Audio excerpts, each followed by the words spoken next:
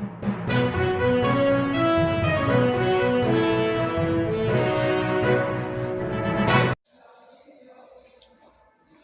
Students, आज की class रहेगी अपनी 11th हिंदी मीडियम के स्टूडेंट्स के लिए। चैप्टर नंबर 6 रनिंग में था, जिसका नाम था कार्य ऊर्जा और शक्ति। तो कार्य ऊर्जा शक्ति में बेटा हम आज का जो टॉपिक था वो था हमारा टक्कर, या इसको बोलते हैं संघट्य। क्या बोलते हो बेटा? टक्कर या संघट्य, यानी इंग्लिश में कहते हैं कोलिजन। तो टक्कर क्या होती है बेटा, आज हम समझेंगे कि टक्कर किसे कहते हैं। तो टक्कर का मतलब ये नहीं है बेटा कि जब दो पिंड एक दूसरे से टकरा जाए तो ही टक्कर होती है। आइए मैं बात कर रहा हूं, यदि दो पिंड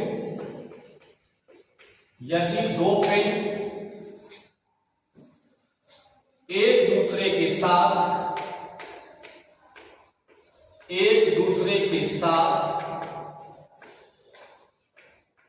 अन्योन्य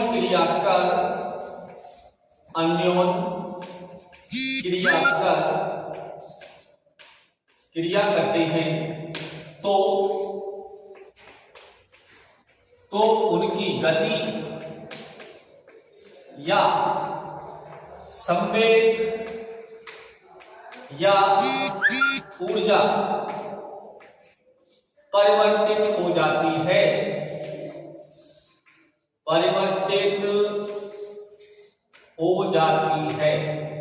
मैंने क्या बोला? जब दो पिंड एक दूसरे के साथ अन्योन्य क्रिया करते हैं तो उनकी गति या संवेग या ऊर्जा परिवर्तित हो जाती है। इसी क्रिया को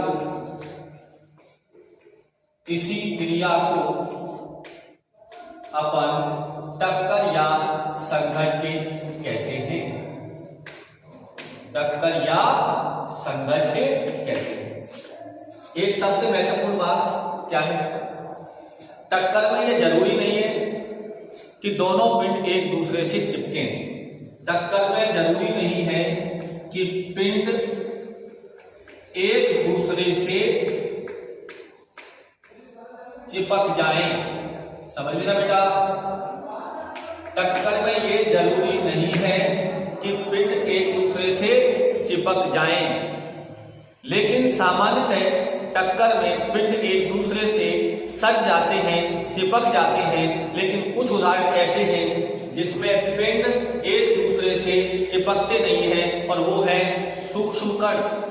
और सूक्ष्म कण में कौन कौन से कण आ जा सकते हैं? जैसे रदरफोर्ड का अल्फा प्रकीर्णन प्रयोग। तो रदरफोर्ड के अल्फा प्रकीर्णन प्रयोग में अल्फा कण नाभिक से चिपकता नहीं है, वो उससे क्या हो जाता है बेटा? प्रकीर्णित हो जाता है। तो वो भी क्या है? वो भी एक टक्कर है। वो भी क्या है? टक्कर है। तो मैंने क्या बोला कि टक्कर में जरूरी नहीं है कि पिंड एक दूसरे से चिपके। अब ऊर्जा के आधार पर ये ध्यान रहे कि टक्कर कोई सी भी हो,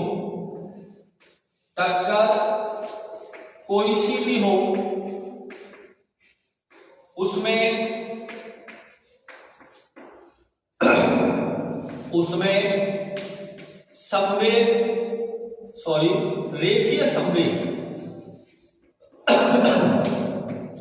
रेखीय संवेग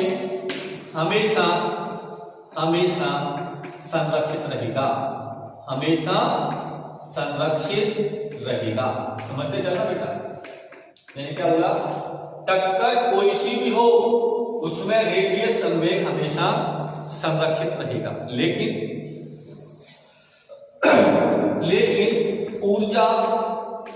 ऊर्जा संरक्षण के आधार पर, ऊर्जा संरक्षण या ऐसे कह दो गतिज ऊर्जा के आधार पर,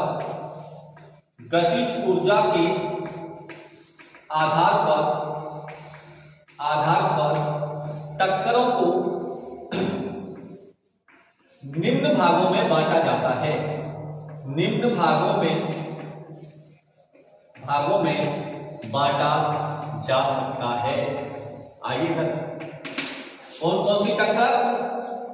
नंबर 1 इसको बोलेंगे पूर्णतः प्रत्यास्थ, पूर्णतः प्रत्यास्थ टक्कर। कौन सी है बेटा?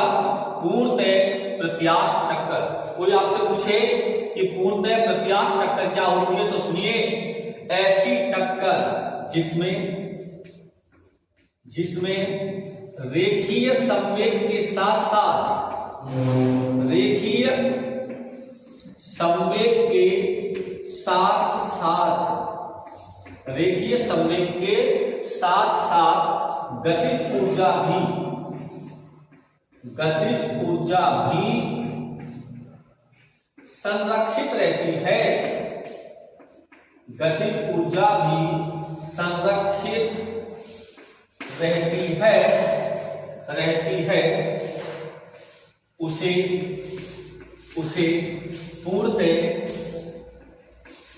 पूर्णतः क्या कहते हैं बेटा? प्रत्यास्थ टक्कर कहते हैं। बेटा ये बहुत महत्वपूर्ण है। फिर क्या बोला कि संवेग तो चाहे कोई सी भी टक्कर हो, समय संरक्षित रहेगा, लेकिन गतिज ऊर्जा के आधार पर सबसे पहली टक्कर हो जाती है पूर्णतः प्रत्यास्थ टक्कर, यानी संवेग के साथ साथ यदि गतिज ऊर्जा का भी संरक्षण रहता है तो ऐसी टक्कर पूर्णतः प्रत्यास्थ टक्कर कहलाएगी। कोई उदाहरण पूछे जैसे तो मैंने क्या बोला कि परमाणुओं कोमा गैसों में या गैसीय अणुओं में, इसमें बेटा गैसीय अणुओं में या नाभिकीय कणों में टक्कर पूर्णतः कैसी होती है? प्रत्यास्थ टक्कर होती है। पूर्णतः प्रत्यास्थ टक्कर होती है। राइट बेटा? किस में? गैस के अणुओं में, परमाणुवीय कणों में और नाभिकीय कणों में टक्कर पूर्णतः प्रत्यास्थ होती है। अब आता है सेकंड नंबर, ऊर्जा के आधार पर दूसरा है पूर्णतः अप्रत्यास्थ टक्कर। पूर्णतः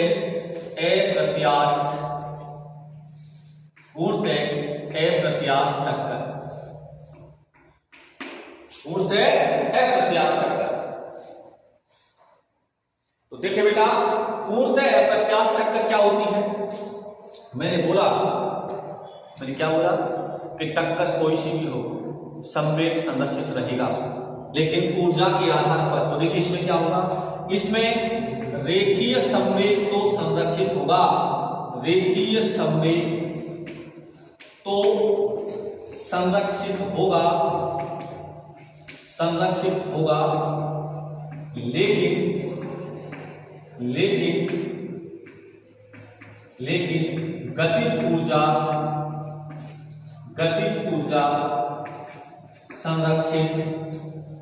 गतिज ऊर्जा संरक्षित नहीं होगी। गतिज ऊर्जा संरक्षित नहीं होगी। और दूसरी बात यह है कि इसमें गतिज ऊर्जा में अत्यधिक हानि होगी। क्या होगी? गतिज ऊर्जा में, यानी पहले की अपेक्षा टक्कर के बाद इसकी ऊर्जा में अत्यधिक हानि होगी। और ये किसके रूप में होगी? जैसे कि ऊष्मा के रूप में, ऊर्जा के रूप में, ध्वनि के रूप में, घर्षण के रूप में, ये इस प्रकार की अत्यधिक हानि होगी। तो ऐसी स्थिति में वस्तु पूर्णतः विकृत हो जाएगी। क्या हो जाएगी? विकृत हो जाएगी, यानी अपनी आकृति को खो बैठेगी। तो ऐसी टक्कर को क्या बोलेंगे? पूर्णतः प्रत्यास्थ टक्कर। और इसकी एक विशेषता सुन लो, पूर्णतः अप्रत्यास्थ टक्कर की विशेषता सुन लीजिए। इसमें पूर्णतः अप्रत्यास्थ टक्कर में, यानी इसमें पिंड टक्कर के बाद एक दूसरे से चिपक जाते हैं।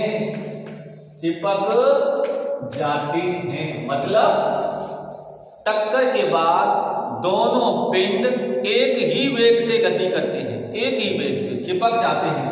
जैसे जैसे जैसे बंदूक से दागी गई गोली का किसी लकड़ी के बॉक्स में दस जाना। यानी टक्कर के बाद बंदूक की गोली अगर किसी ऑब्जेक्ट में या किसी पिंड में जाके धस जाती है तो ऐसी स्थिति में वो दोनों पिंड एक ही वेग से क्या करते हैं, गति करते हैं। तो ये था उदाहरण किसका, पूर्णतः अप्रत्यास्थ टक्कर का। अब आती है नंबर 3। इसमें शब्द क्या लगा है, पूर्णतः। अब पूर्णतः को हटा दो, ये तो पूर्णतः अप्रत्यास्थ टक्कर थी। अब केवल लगाओ क्या, अप्रत्यास्थ टक्कर, अप्रत्यास्थ टक्कर। तो बेटा अप्रत्यास्थ टक्कर में और पूर्णतः अप्रत्यास्थ टक्कर में बस थोड़ा सा अंतर है। पूर्णतः अप्रत्यास्थ टक्कर में रेखीय संवेग और गतिज ऊर्जा संरक्षित नहीं होती है। इसमें भी रेखीय संवेग और गतिज ऊर्जा संरक्षित नहीं होते हैं, लेकिन इसमें पिंड एक दूसरे से चिपकते नहीं हैं। वो दोनों पिंड अलग अलग वेग से क्या करते हैं, गति करते हैं। यहाँ अलग अलग वेग से क्या करते हैं, गति करते हैं। और मैं क्या बोला कि आज इसमें भी गतिज ऊर्जा की हानि तो होगी, लेकिन उतनी नहीं होगी जितनी इसमें होती थी, क्योंकि इसमें गोली धस जाती थी अर्थात रुक जाती थी तो पूरी ऊर्जा को खो देती है। लेकिन यहाँ पर वो अलग अलग वेग से गति करेंगे, अर्थात ऊर्जा में हानि अत्यल्प होगी। कैसी होगी, अत्यल्प होगी। अगर किसी टक्कर में पिंड दूसरे पिंड में न धसे और वो दोनों अलग अलग वेग से गति करें तो उसकी ऊर्जा में हानि कम होती है, यानी उसमें विकृति कम आती है। और विकृति कम आती है तो उसे कहते हैं अप्रत्यास्थ टक्कर। यानी सिंपल सी बात कि प्रत्यास्थ टक्कर में ऊर्जा और संवेग दोनों संरक्षित रहेंगे और अप्रत्यास्थ टक्कर में संवेग तो संरक्षित रहेगा लेकिन ऊर्जा संरक्षित नहीं होगी। अब ये तो हो गए ऊर्जा के आधार पर टक्करों के भाग। अब हम बात करते हैं कि टक्कर कितने प्रकार की हो सकती है, टक्कर कितने प्रकार से हो सकती है। आइए बेटा,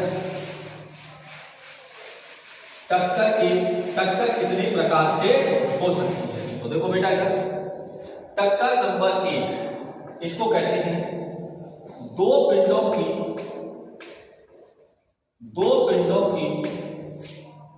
सीधी टक्कर, दो पिंडों की सीधी टक्कर, या इसको बोलते हैं एक विमीय टक्कर। क्या कहते हैं, एक विमीय टक्कर। कोई पूछे आपसे कि एक विमीय टक्कर किसे कहेंगे तो क्या बोलोगे, यदि टक्कर से पहले और टक्कर के बाद पिंड एक रेखा के अनुदिश गति करते हैं या एक सरल रेखा के अनुदिश गति करते हैं तो उसे क्या कहते हैं, एक विमीय टक्कर। यानी टक्कर से पहले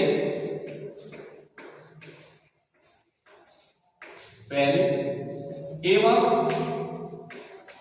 टक्कर के बाद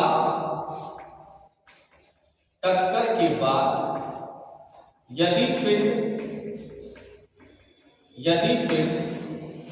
एक सरल रेखा के अनुदिश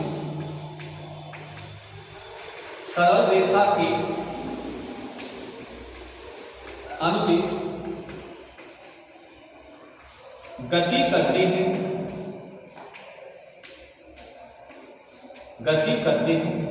तो ऐसी टक्कर एक विमीय टक्कर या सीधी टक्कर कहलाती है। दूसरी बेटा, दूसरी को कहते हैं तिर्यक टक्कर। क्या बोलते हैं? तिर्यक टक्कर, या इसको बोलते हैं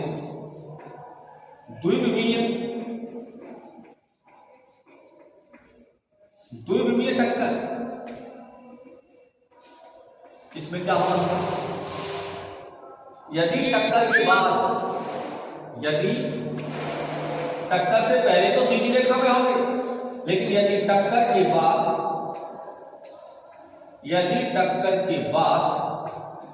पिंड समतल में गति करें। समतल का मतलब होता है बेटा तल, क्या होता है? यदि पिंड समतल यानी तल में गति करे, या बेटा अलग अलग दिशाओं में गति करे, तो उसे कहते हैं द्विविमीय टक्कर। जैसे ये बोर्ड है, तो ये बोर्ड कैसा है? द्विविमीय। यदि टक्कर के बाद एक पिंड इधर चला जाए, एक पिंड इधर चला जाए, तो इसे क्या कहते हैं? द्विविमीय। और यदि टक्कर के बाद अगर पिंड सीधी रेखा में जाते हैं, तो उसे क्या कहते हैं? एकविमीय। तो टक्कर के आधार पर ये दो टाइप हो गए। और मैंने बताया गतिज ऊर्जा के आधार पर टक्कर क्या क्या हो सकती है? बोलो। प्रत्यास्थ टक्कर और अप्रत्यास्थ टक्कर। प्रत्यास्थ पूर्णतः प्रत्यास्थ होती है, अप्रत्यास्थ के दो भाग होते हैं, एक पूर्णतः अप्रत्यास्थ और एक अप्रत्यास्थ। अब हम बात करते हैं, अब अध्ययन करेंगे टक्कर का। टक्कर के बाद वेगों की गणना करेंगे। आइए, टॉपिक होगा, इसको ढंग से समझिए।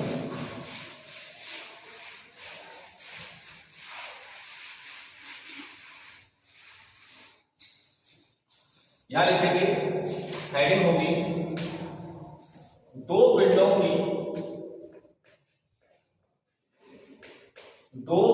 की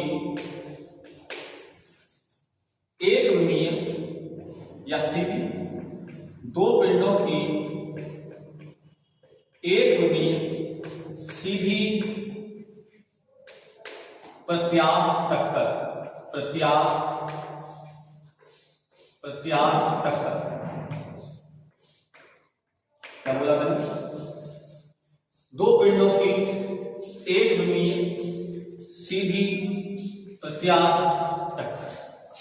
तो प्रत्यास्थ टक्कर में क्या क्या रहता है? संवेग भी संरक्षित रहता है और ऊर्जा भी संरक्षित रहती है। और एक विमीय का मतलब क्या है? कि टक्कर से पहले और टक्कर के बाद उसकी दिशा सरल रेखा में होनी चाहिए। किसको होनी चाहिए? सरल रेखा। तब वो कहता है कि यदि आपको पिंडों के द्रव्यमान पता है, आपको पिंडों की प्रारंभिक वेग पता है टक्कर से पहले, तो बताओ टक्कर के बाद पिंडों के वेग क्या होंगे? तो आइए डेरिवेशन करते हैं। हमारे पास ये एक पिंड है। क्या है? ये एक पिंड है, राइट बेटा? इसका द्रव्यमान कितना है? m1 है। और इसका इस दिशा में वेग कितना है? u1 है, या u1 वेक्टर मान लो। और दूसरा पिंड ये है, ये दूसरा पिंड है। और इस दूसरे पिंड का द्रव्यमान कितना है? m2 है। और इसका वेग कितना है? u2। ये तो निश्चित है कि u2 का वेग कम होगा या वेग कम होगा और u1 ज्यादा होगा, तभी जाके से टकराएगा। ये तेज गति से चल रहा है, ये धीमी गति से आगे इससे टकराएगा। तो ये तो है टक्कर से पूर्व, राइट? इसके बाद यहां इनमें होती है अब टक्कर। जब टक्कर होती है तो टक्कर के बाद ये पहला कण है। कौन सा कण है? और मैंने क्या बोला है? टक्कर प्रत्यास्थ है, इसलिए चिपकेगी नहीं, एक दूसरे से चिपकेगी नहीं। ये टक्कर के बाद पहले वाले कण का द्रव्यमान तो बदलेगा, टक्कर से द्रव्यमान थोड़ी बदल जाता है, m1 ही रहेगा। लेकिन टक्कर के बाद वेग बदल सकता है। टक्कर के बाद इसका वेग मान लिया कितना? v1 vector. ये टक्कर के बाद का है। और दूसरे कण का कण वही है, ऐसे नहीं चार बस मत बैठना। ये पहले वाले कण का वेग हो गया टक्कर के बाद, और ये दूसरे वाला कण है, और टक्कर के बाद इसका वेग क्या हो गया? v2 vector. ये है ये है टक्कर के पश्चात, टक्कर के पश्चात, राइट। तो अब आ जाएगा टक्कर कैसी है बेटा? टक्कर कैसी है? प्रत्यास्थ। और प्रत्यास्थ टक्कर में संवेग भी संरक्षित रहता है और ऊर्जा भी संरक्षित रहती है। तो आइए सबसे पहले रेखीय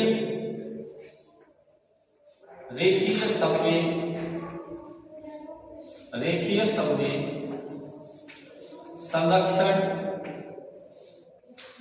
के नियम से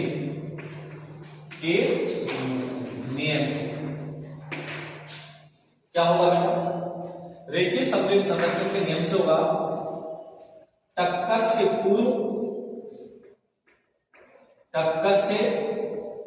पूर्व संवेग संरक्षण किसे कहते हैं?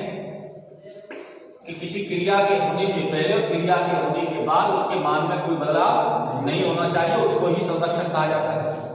तो टक्कर से पूर्व संवेग बराबर टक्कर के पश्चात संवेग, टक्कर के पश्चात संवेग।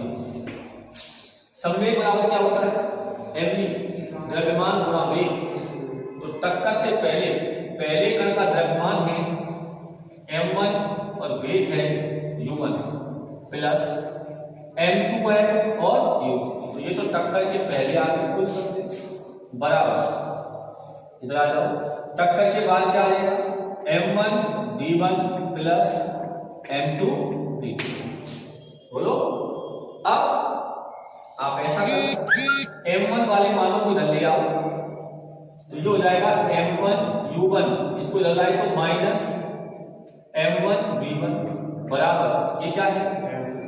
m2 v2, और इसको इधर ले जाओ तो माइनस m2 v2। यहां से क्या कॉमन आ जाएगा? m1, तो क्या बचेगा? u1 minus v1। यहां से कॉमन क्या आ जाएगा? m2, और यहां से क्या बचेगा? v2 minus u2। समीकरण नंबर 1, समीकरण नंबर 1, राइट। इसके बाद बात करते हैं आप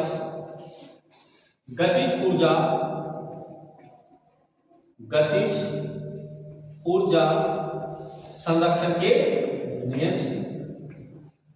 गतिज ऊर्जा संरक्षण के नियम से क्या आएगा बेटा? टक्कर से पहले कुल गतिज ऊर्जा बराबर टक्कर के बाद, राइट। तो टक्कर से पहले गतिज ऊर्जा का सूत्र क्या होता है?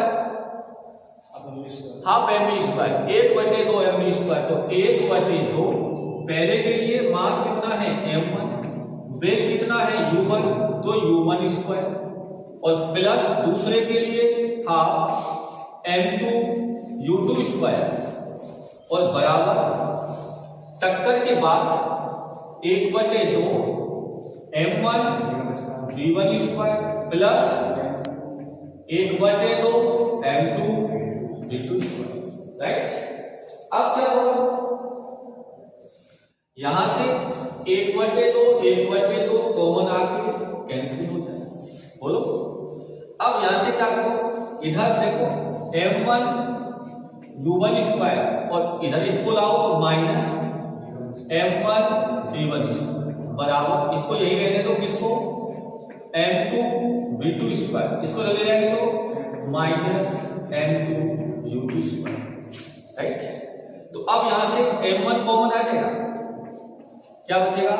u1 square minus v1 square बराबर, बोलो, m2 कॉमन आएगा तो v2 square minus u2 square. बोलो, यहां तक सही। इसको अपन कौन सा समीकरण दे देंगे? समीकरण नंबर 2, राइट।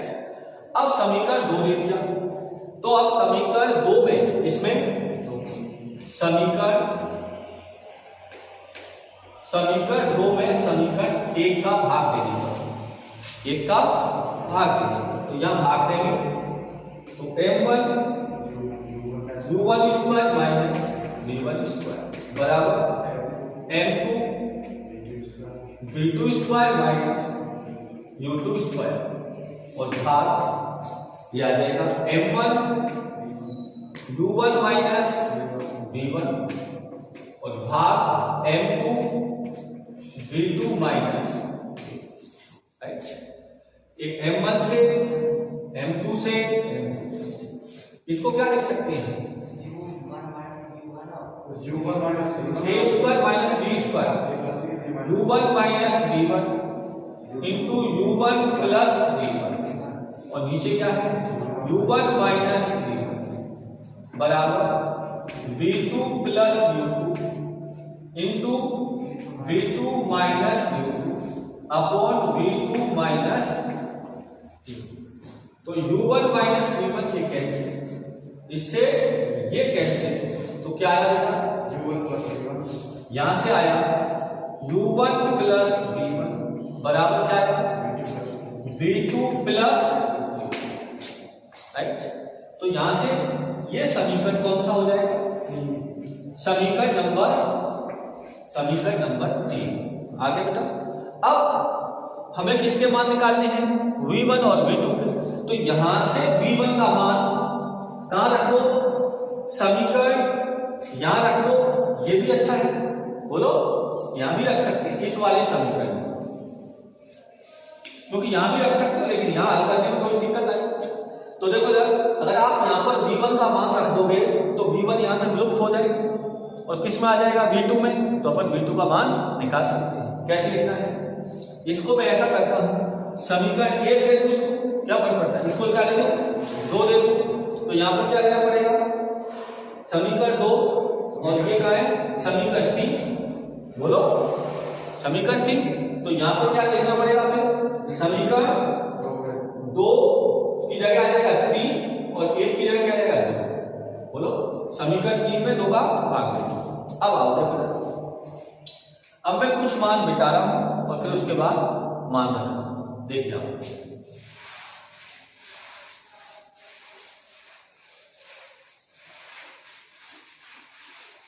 अब मैं लिख रहा हूं समीकरण 3 से, किससे 4, इसको 4 समीकरण 4 से बेटा समीकरण 4 से v1 बराबर कितना आएगा बेटा, ये आएगा v2 प्लस u2 और माइनस क्या आ जाएगा बेटा माइनस u1 माइनस u1, ये उधर जाएगा। ये बात कहां रखना है समीकरण 1 में रखने पर, 1 में रखने पर बेटा 1 में रखो तो यहां से मिल जाएगा m1 u1 प्लस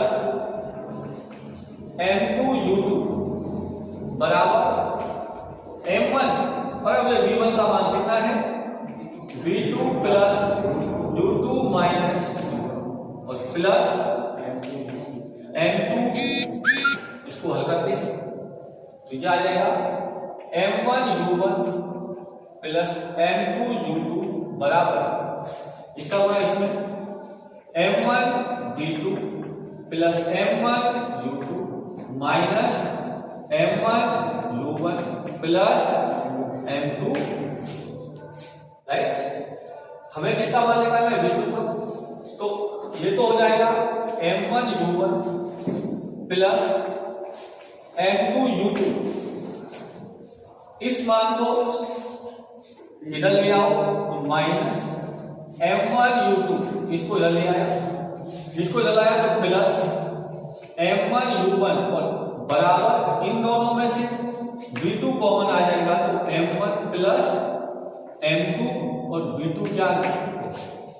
अब देखो इसमें से कोई कट रहा है m1 u2, तो m1 u2 कहीं है नहीं है, कोई बात नहीं है, तो यहां से क्या मिल गया m1 u1 तो ये हो गया हाँ 2 हो गया, ये हो गया 2, क्या आ जाएगा बेटा मैंने सही लिखा है ये, और फिर उसके बाद मैंने पक्षांतर किया तो m1 u2 और प्लस m1 u2, तो ये हो जाएगा 2 m1 u1, बोलो, और यहां से हाँ प्लस U2 कॉमन लेंगे तो क्या बचेगा? M2 माइनस M1 ये बचेगा और बराबर क्या आएगा? M1 plus M2 into V2। तो V2 बराबर कितना आ गया बेटा? इसका भाग दे दो दोनों, तो दोनों में भाग देंगे तो पहले इसको लिख लो, क्या आएगा?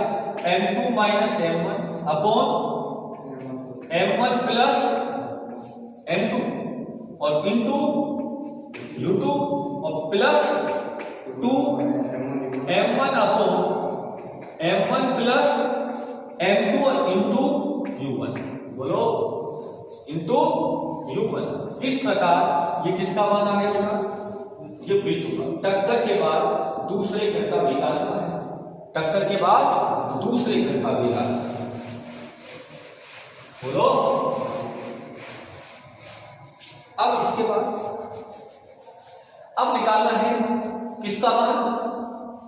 टक्कर के बाद पहले क्रम का वेग, इसका मतलब V1 का मान। अब V1 के लिए क्या करना है? सेम तरीका। कैसे सेम तरीका बताओ? यहां से क्या आ जाएगा? यहां से V2 को विलुप्त करना है तो V2 बराबर समीकरण 4 से V2 बराबर क्या आएगा? क्या आएगा बेटा? U1 प्लस V1 और माइनस ये मान कहां रख देंगे? बोलो समीकरण 1 में।